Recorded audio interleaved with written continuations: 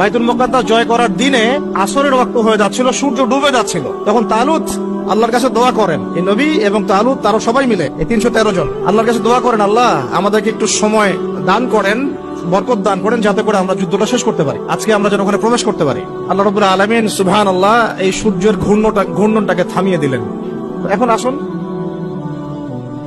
Yusha বিন নুনের আন্ডারে তালুত সেনাবাহিনী নিয়ে এগিয়ে গেলেন বাইতুল মুকাদ্দাসের পনে। বাইতুল মুকাদ্দাসকে জয় করার জন্য আল্লাহ পাক পরীক্ষা নিলেন যে এই নদী পার হওয়ার জন্য একটা শর্ত, নদী পার হবে, পানি খেতে পারবে না, যারা পানি পান করবে তারা আমার সাথে যুদ্ধ করতে পারবে না। তো তাফসীরের কিতাবে আসছে যে মাত্র 313 জন পানি পান করে নাই, বাকি সবাই পানি পান করছে। মাত্র 313 জন পানি পান করে নাই, বাকি সবাই পানি পান করছে। এখন তালুত এই 313কে নিয়ে এগিয়ে গেলেন বাইতুল মুকাদ্দাসের দিকে। যুদ্ধ চলতে লাগলো।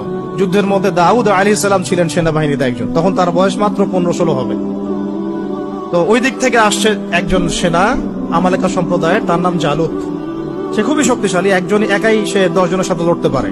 এদিক থেকে মাত্র একজন ছোট কিশোর দাউদ আলাইহিস সালাম, যিনি তালুতের সেনাবাহিনীর মধ্যে আছেন। উনি কিন্তু এখনো নবী নন, ঠিক আছে, উনি কিন্তু এখনো নবুয়ত পান নাই, সেনাবাহিনীর মধ্যে আছেন।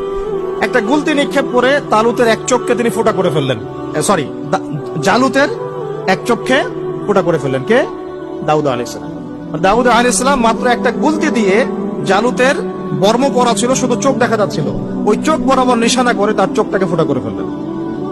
এতে করে জালুত মারা গেল এবং জালুতের মৃত্যু দেখে ওই আমালেকা সম্প্রদায় ভয়ে কাঁপতে লাগলো। মাত্র 313 নিয়ে তালুত এই বাইতুল মুকাদ্দাস জয় করলেন। বাইতুল মুকাদ্দাস জয় করার দিনে আসরের ওয়াক্ত হয়ে যাচ্ছিল, সূর্য ডুবে যাচ্ছিল। তখন তালুত আল্লাহর কাছে দোয়া করেন, এই নবী এবং তালুত তারা সবাই মিলে এই 313 জন আল্লাহর কাছে দোয়া করেন, আল্লাহ আমাদেরকে একটু সময় দান করেন, বরকত দান করেন, যাতে করে আমরা যুদ্ধটা শেষ করতে পারি, আজকে আমরা যেন ওখানে প্রবেশ করতে পারি। আল্লাহ রাব্বুল আলামিন সুবহানাল্লাহ এই সূর্যের ঘূর্ণনটাকে থামিয়ে দিলেন। ইতিহাসে এটা একবার হয়েছে, কোরআন সাক্ষী আছে, হাদিসে সাক্ষী আছে, দলিল আছে। এটা কিন্তু দাজ্জালের সময় হবে কিনা আল্লাহ ভালো জানেন, কারণ তখন কিন্তু প্রথম দিনটা 1 বছরের সমান হবে। কিভাবে একটা দিন 1 বছরের সমান হতে পারে আমাদেরকে ভাবতে হবে।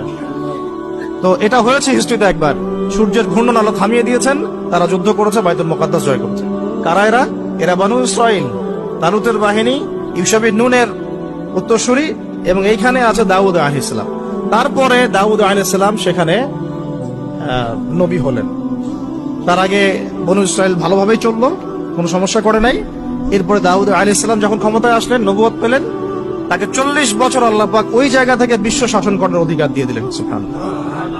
তাহলে বাইতুল মুকাদ্দাস এবং আল আকসার ওই জায়গা থেকে 40 বছর বিশ্ব শাসন করেছেন দাউদ আলাইহিস সালাম। এবং তার শাসনটা এত সমৃদ্ধ ছিল যে তিনি যখন জাবুর তেলাওয়াত করতেন, তখন এই যে পাখি, মাছ, এগুলো সবাই কাছাকাছি চলে আসতো শোনার জন্য। আল্লাহ পাক তাকে স্পেশাল অনেকগুলো ক্ষমতা দিয়েছেন, যেমন লোহা, তামা, এগুলোর উপর একটা কর্তৃত্ব দিয়েছেন। যেভাবে ইচ্ছা তিনি এটাকে ঘুরাতে ফেরাতে পারতেন, শস্ত্র বানাতে পারতেন। আল্লাহ পাক অনেক মর্যাদা দিয়েছেন তাকে, দাউদ আলাইহিস সালামকে। আর দাউদ আলাইহিস সালাম সম্পর্কে আরেকটা হাদিস আপনাকে বলে দেই যে আদম আলাইহিস সালাম কিন্তু তার সন্তানদের সবাইকে দেখেছেন, সব সন্তান থেকে তার সামনে আমাদের সবাইকে দেখেছেন তিনি। আপনি আপনি আপনি আমি সবাই, সবার মানে প্রতিবিম্ব এবং সেই পিঁপড়ার আকৃতিতে আল্লাহ রাব্বুল আলামিন তার সামনে উপস্থাপন করেছিলেন, এবং এটা তিনি সবাইকে দেখেছেন। এবং একজনকে দেখে তার খুব পছন্দ হয়েছে, খুব ভালো লেগেছে, মিষ্টি, খুব ভালো লেগেছে, আকর্ষণীয়। জিজ্ঞাসা করেছেন, আল্লাহ আমার এই সন্তানের নাম কি? আল্লাহ পাক বলেছেন তার নাম দাউদ। তার হায়াত কত? আল্লাহ পাক বলছেন 60 বছর। তখন তিনি বলছেন আদম আলাইহিস সালাম, আল্লাহ আমার হায়াত থেকে 40 বছর তাকে দিয়ে দাও। দাউদ আলাইহিস সালাম 100 বছর বেঁচে ছিলেন। দাউদ আলাইহিস সালাম সম্পর্কে আরেকটা আয়াত আছে কোরআন, এটা স্পেশাল। আল্লাহ পাক দুজনকেই, মাত্র 2 জন নবীকে আল্লাহ পাক কোরআনে খলিফা বলেছেন। যদিও প্রত্যেক নবী আল্লাহর খলিফা, প্রত্যেক ন্যায়পরায়ণ শাসক আল্লাহর খলিফা, কিন্তু আল্লাহ পাক স্পেশালি 2 জন নবীকে খলিফা বলে সম্বোধন করেছেন। একজন হচ্ছেন আদম আলাইহিস সালাম, আরেকজন দাউদ আলাইহিস সালাম। এগুলো মিলাবেন। খলিফার কাজ আমি অনেকদিন বলেছি, খলিফার কাজ হচ্ছে তোমাকে পৃথিবীতে খলিফা করেছি, ফাহকুম বাইনান নাসি বিল হক, মানুষের মাঝে হকের মানদণ্ডে বিচার ফয়সালা করো। ন্যায় বিচার করা হচ্ছে খলিফার কাজ। যে সমাজে ন্যায় বিচার করে সে আল্লাহর খলিফা, যে করে না সে শয়তানের খলিফা। সিম্পল।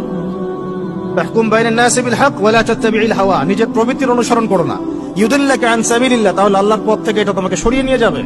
ইন্নাল্লাযীনা ইউদিল্লুনা আন সাবিলিল্লাহ লাহুম আযাবুন শাদীদ, যারা আল্লাহ পাকের পথ থেকে বিচ্যুত হয়ে যায় এদের জন্য মর্মান্তিক শাস্তি অপেক্ষা করছে।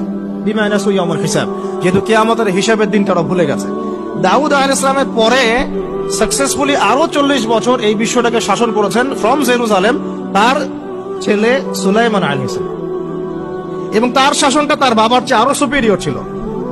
এমন শাসন, এমন সভ্যতা যেটা পৃথিবীর ইতিহাসে না কখনো ছিল, না এখন আছে, না কখনো হবে, না কখনো হবে। এমনকি ঈসা ইবনে মারিয়ামের সময়ও না, যিনি সামনে 40 বছর খেলাফা ওখান থেকে কায়েম করবেন, তখনও না। কারণ তিনি দোয়া করেছেন, রব্বি হাবলি মুলকান লা ইয়ানবাগি লি আহাদ, আল্লাহ আমাকে এমন এক রাজত্ব দেন যেটা আপনি আর কখনো কাউকে দেন নাই, দিবেনও না।